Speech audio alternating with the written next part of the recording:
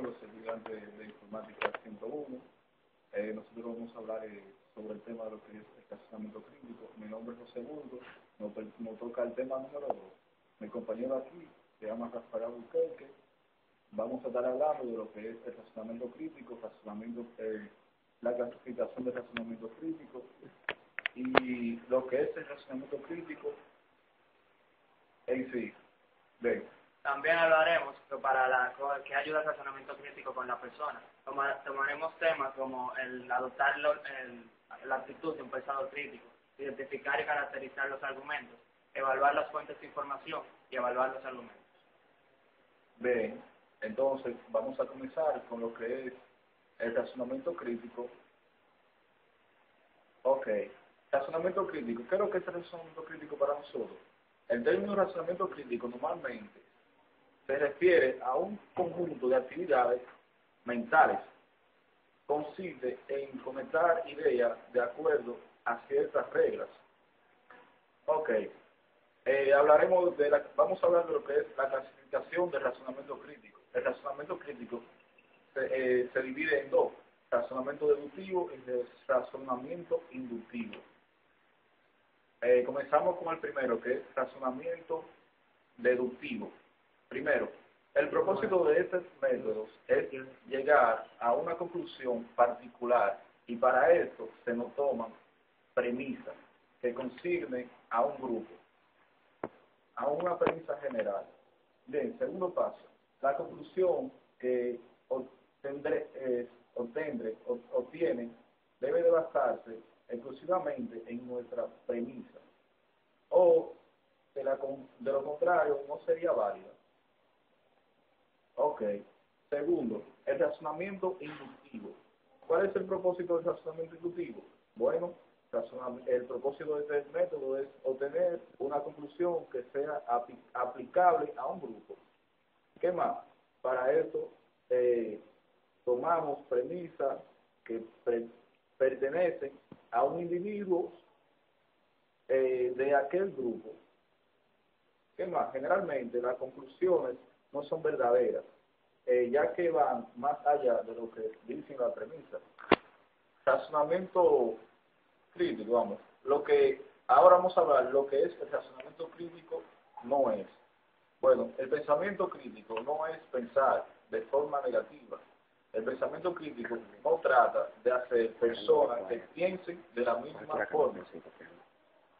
El pensamiento crítico no trata de cambiar la propia personalidad.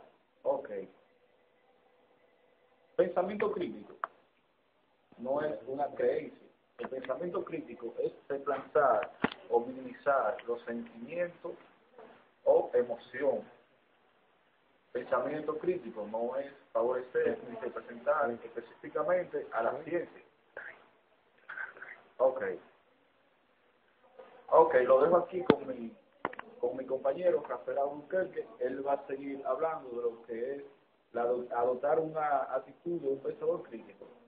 Bueno, para adoptar la actitud de un pensador crítico, las primeras dos características pueden parecer contradictorias, pero no lo son.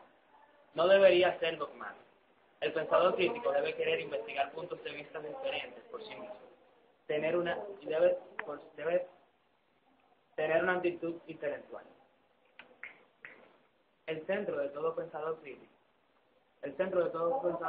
reside en la habilidad de reconocer, construir y evaluar argumentos, identificar y caracterizar los argumentos. La palabra argumento puede ser desorientadora para mí. El contexto del pensador crítico, un argumento significa presentar una razón que soporte, respalde o apoye una conclusión.